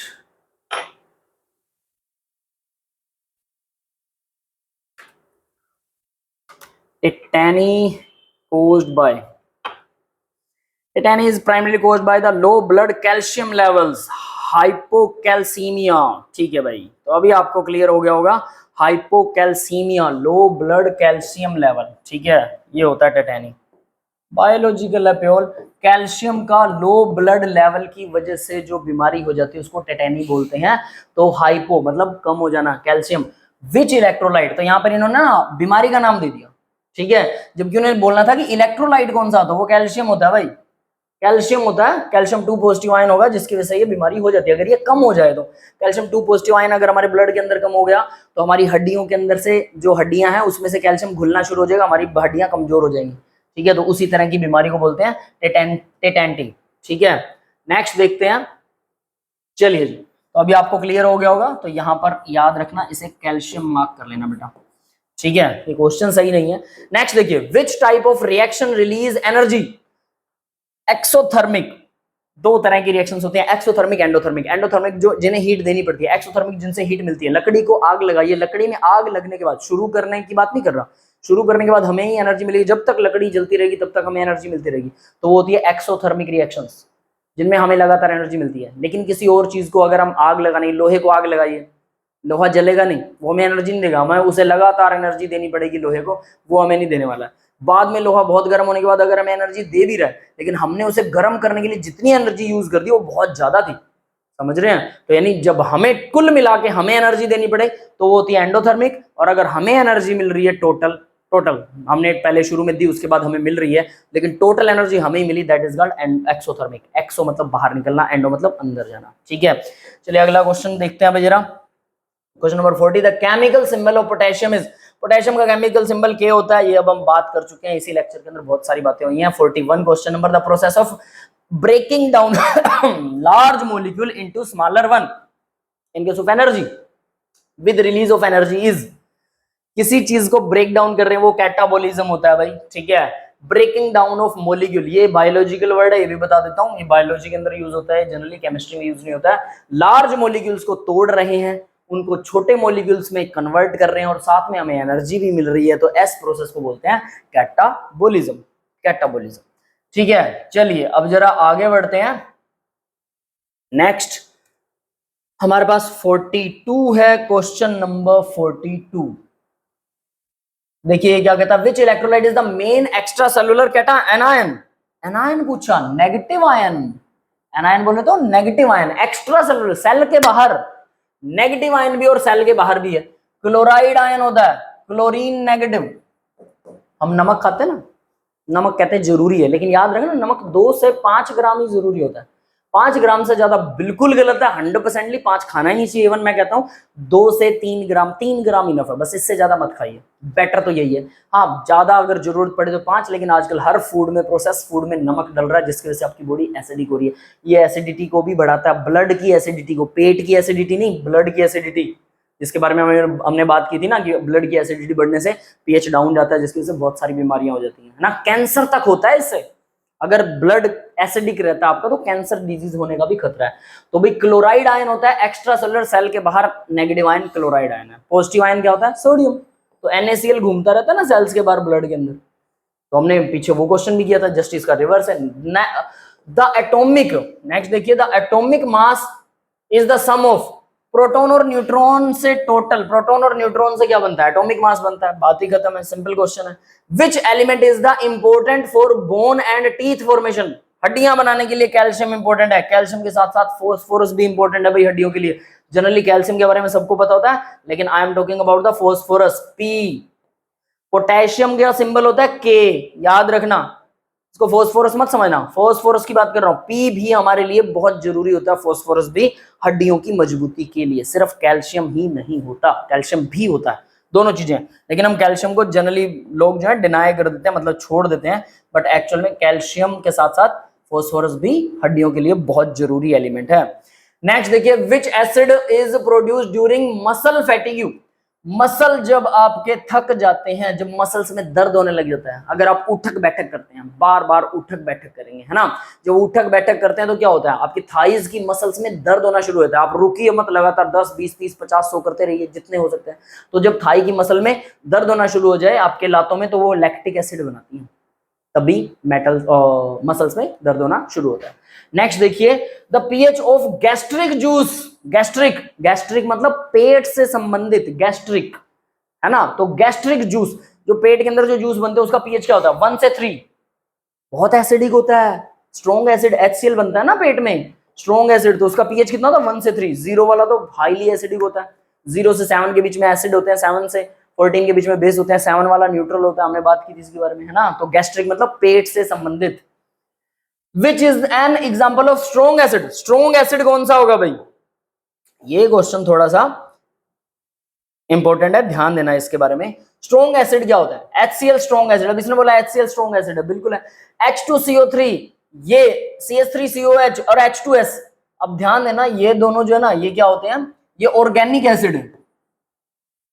organic acid, organic acids are always weaker, और वो HCl क्या है, वो मिनरल एसिड, उनको HCl, H2SO4, HNO3, ये तीनों क्या है, मिनरल एसिड। तो मिनरल एसिड हमेशा ऑर्गेनिक एसिडों से स्ट्रॉन्ग ही होते हैं। अभी ये हमारे ब्लड में होता है H2CO3, कार्बोनिक एसिड, हमने बात की थी ना, कार्बोनिक एसिड और बाइकार्बोनेट जो है वो बफर बनाते हैं ब्लड में, ठीक है, वो क्वेश्चन याद रखना। तो यहाँ ये कार्बोनिक ब्लड में होता है, ब्लड में इतने स्ट्रॉन्ग एसिड की जरूरत नहीं है, पेट में जरूरी है स्ट्रॉन्ग एसिड, क्योंकि खाना पचाना होता है, लेकिन ब्लड में जरूरी नहीं है। फिर H2S गैस, ये तो H2S भी H पॉजिटिव आयन डोनेट करती है, लेकिन ये भी वीक होती है, ऑब्वियस सी बात है, लेकिन ये दोनों ऑर्गेनिक एसिड होते हैं। Organic acid are always weaker than mineral acid, बस ये चीज याद रखनी है, ठीक है। नेक्स्ट देखिए, which is an example of strong base, NaOH, HCl और NaOH से मिलकर तो वाटर प्लस NaCl बनता है, आपको पता है दोनों स्ट्रॉन्ग है। अब अमोनिया भी वीक एसिड होता है, ये भी ऑर्गेनिक में आता है, CaCO3, कैल्शियम कार्बोनेट, संगमरमर का पत्थर, MgOH twice, milk of magnesia बोलते हैं इसे, मिल्क ऑफ मैग्नीशिया। क्या होता है भैया मिल्क ऑफ मैग्नीशिया, ये मैग्नीशियम हाइड्रोक्साइड को बोला जाता है। जब जब पहले एसिडिटी होती थी तो बड़ी सारी गोली आती थी मैग्नीशियम हाइड्रोक्साइड की, वो पानी में डिसोल्व करके पी लेते थे, व्हाइट कलर का मिल्क जैसा बन जाता था। तो ये वही है मिल्क ऑफ मैग्नीशिया, बेसिक होता है नेचर में, एसिडिटी को थोड़े टाइम के लिए कम कर देता है, लेकिन ये कोई इलाज नहीं है। आजकल हमारे पास दूसरे अल्टरनेट्स आ गए हैं, इनो वगैरह आ गए हैं, लेकिन पहले ये यूज होता था, क्लियर है। तो ये भी वीक है, हम स्ट्रॉन्ग एसिड नहीं पी सकते। जो हम बोल रहे हैं ना कि हमारे पेट में 1 pH वाला HCl रिलीज होता है, तो क्या पी जाए HCl 1 pH वाला, गले से लेकर मुंह तक, और जो हमारी पाइप ओइसोफेगस जा रही है पेट तक, वो सारी की सारी जल जाएगी, हम खत्म हो जाएंगे। स्टमक के अंदर म्यूकस की लेयर लगातार बनती रहती है, जो हमारे जमे एसिडिटी से बचाती है, सिर्फ स्टमक में, बाकी बॉडी पार्ट में नहीं बनती हो। तो सिर्फ स्टमक में ही 1 pH का एसिड रह सकता है, बाकी कहीं नहीं रह सकता, बाकी तो बॉडी को जला देगा, याद रखना।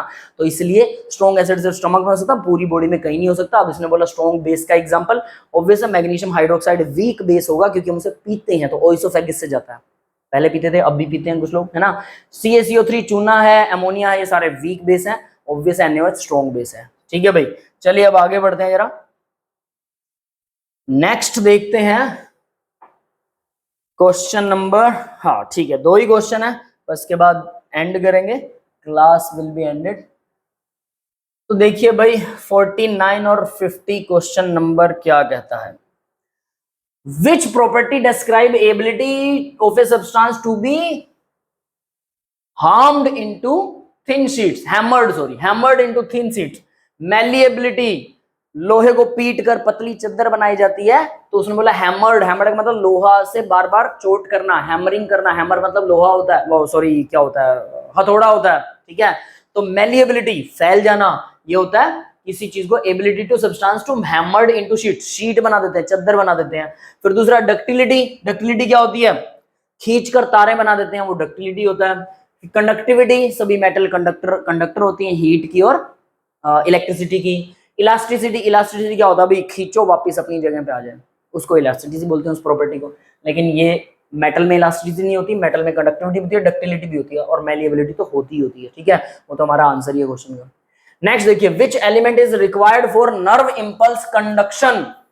नर्व इंपल्स के लिए मैंने बताया था पोटेशियम, हमारे नर्व सेल को K पॉजिटिव आयन होता है, नर्व सेल से हमारे संदेशों को लेके जाता है पोटेशियम, इसकी कमी से भी बीमारियां हो जाती हैं, ठीक है। तो ये केले में बहुत अच्छा होता है पोटेशियम, केले के अंदर, कॉफी के अंदर होता है, कॉफी पीनी चाहिए बट रेगुलर नहीं, ब्लैक कॉफी पीजिए, दूध में मिलाकर मत पीजिए, है ना।